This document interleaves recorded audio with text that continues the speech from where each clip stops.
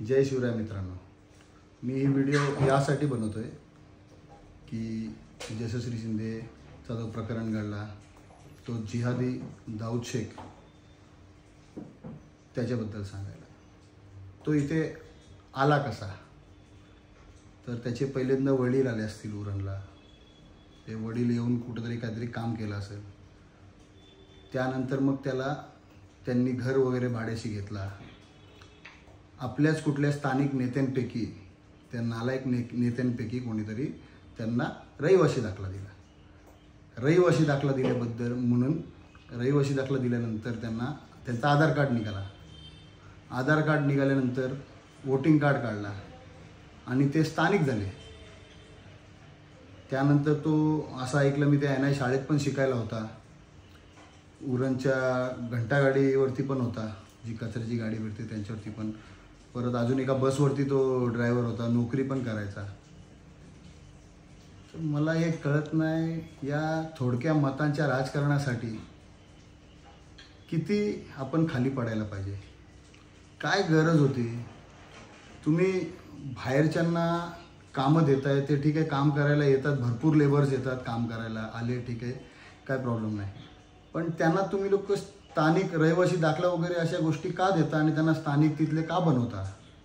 का आता तुम्हाला ते मतं द्यायला? ते कधीच तुम्हाला मतं देणार नाही, ते कधीच तुमचे नसणार आहेत। त्याच्यामुळं जरा थोडीशी लाज बाळगा, याच्या पुढे तरी निदान अशी जी लोक येतात बाहेरून त्यांना रहिवासी दाखले वगैरे देऊ नका आणि मतदानाचा अधिकारही देऊ नका। आपले इकडचे नाही आहेत, ते त्यांचा गाव वेगळा आहे, ते तिकडे पण जाऊन करत असतील मतदान, इकडे पण करत असतील, कोणाला माहिती आहे। तर थोडी तरी लाज ठेवली पाहिजे। त्यानंतरचं दुसरा एक प्रकरण असं आहे का, आता उरणची जर मुंबई करायची नसेल, आपलं उरण पहिले किती छान ब्युटिफुल होता, अजूनही आहे, पण त्याला जर घाणेरडा करायचा नसेल तर आता रिडेव्हलपमेंटचे विषय चालू आहेत। त्या रिडेव्हलपमेंटमध्ये जे आपली जी लोक आहेत, ते रिडेव्हलपमेंटचा काम देताना अशा व्यक्तीला द्या जो आपला आहे, त्या लोकांना काम देऊ नका।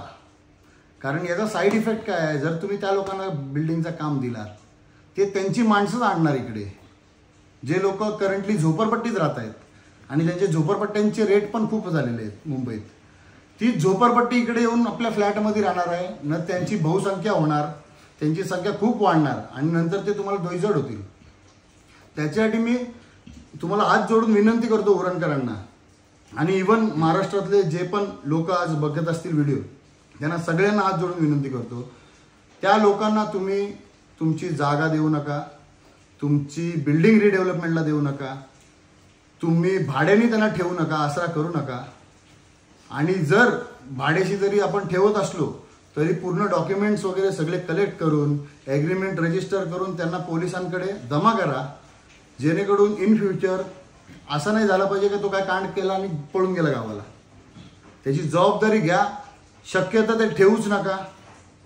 आणि मेन म्हणजे रिडेव्हलपमेंटचा विषय मित्रांनो, मी तुम्हाला अजून पण सांगतो, एक बिल्डिंगमध्ये 30 फ्लॅट आहेत, तर तुम्ही जर 30 फ्लॅट असलेल्या त्या लोकांचे जे वरिष्ठ आहेत त्यांना वगैरे जर तो काम दिला, तर 30 फ्लॅटमध्ये त्यांचीच लोक येणार आहेत। आणि आता 30 फ्लॅटमध्ये वेगवेगळे लोक असतील, पण जे नवीन 30 फ्लॅट येतील त्याच्यात त्यांचीच संख्या असणार आहे, आणि मग ते तुम्हाला खरोखर दोईजड पडतील। नंतर मग परत ही गोष्ट भुगतण्यापेक्षा आत्ता सावध व्हा, एवढीच विनंती करेन। जय हिंद, जय महाराष्ट्र, जय बजरंगबली, जय श्रीराम।